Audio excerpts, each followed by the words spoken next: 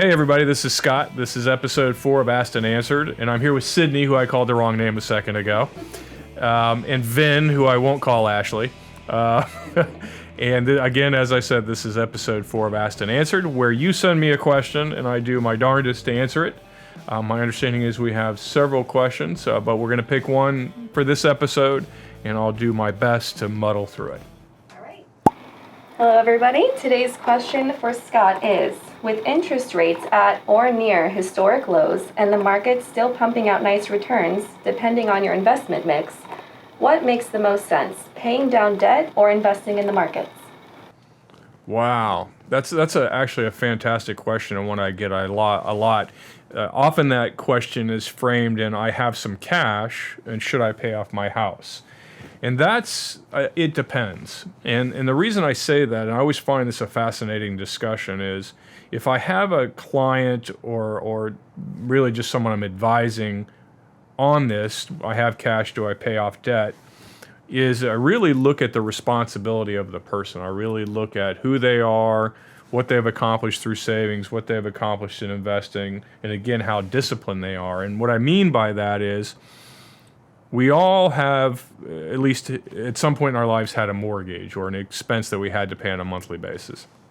So if I have a client who has $100,000 in mortgage debt and $100,000 in the bank, I think a lot of us would lean towards pay off the debt, right? Because that's a debt is bad, et cetera, et cetera.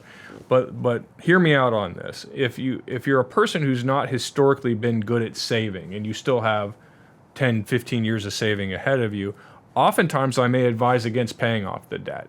And the reason is because I know that you're going to make your mortgage payment. I'm comfortable that at the very least you're responsible enough to make your mortgage payment.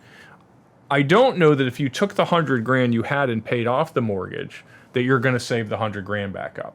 Does that make sense? So, I mean, I think that, again, if it's a person who I know is very disciplined, they have other savings, they've got a fat 401k, they've got a defined benefit plan, who knows what they have, but go ahead and pay off the house because there's a sleepability factor there, right? And you can't discount that. You may say, well, but Scott, it's a guaranteed return because I have a 4%, 5% note, and I know I'm going to get rid of that debt, so that's a guaranteed 5%, right? And I get that, and I can't argue with that. But I do know for a lot of people, they struggle to accumulate lump sums of money that they may later need for other purposes. So in this case, you could have your cake and eat it too. You could invest the $100,000, right? And then pay off the mortgage, and then the net result 20 years later is the $100,000 is now 2, assuming 7% compounding, whatever. And the mortgage is also paid off. Whereas I think a lot of times when people pay off the debt, number one, they accumulate more debt. They just replace it with other debt because now they think, oh, I'm good. Now I can go buy the car. I can do whatever. They do that. And it just, I don't think that it's as likely that they'll save that $100,000 back up. So the answer is it depends. I would say on average, if you're saying, because how the question was framed, is it better to put the money in the markets, which is really, I'm getting there very slowly. The answer is I don't know. If those are my only two choices, pay off debt at 4 or 5%, or not pay off debt to invest the money in the markets that may or may not bring me 7 or 8, I'm going to say pay off the debt. I know it's what I do for a living. It's what I've been doing for 35 years is trying to earn 6, 7, 8, whatever the number is for clients through the equity markets or the fixed income markets. But in any given year, I can't promise them that. Anybody who does is just simply lying to you. So I know over time their returns will be credible, but in the near term, I think having that debt paid off, all things being equal, is more than likely the way to go, because I don't know what markets are going to do. As I sit here right now, the market's down 500 today. I don't think anybody should be surprised by that, so I'm going to add my own little N to this question, which is I have been telling people for 5 years that at some point we will retract, and it doesn't have to be a catastrophic retraction. It doesn't mean it's going to be like the crisis of '08 or the tech bubble of 2000. There are natural, organic retractions that occur in equity markets, and I think that's what we're experiencing today. Is the market was down last week, the market's down today.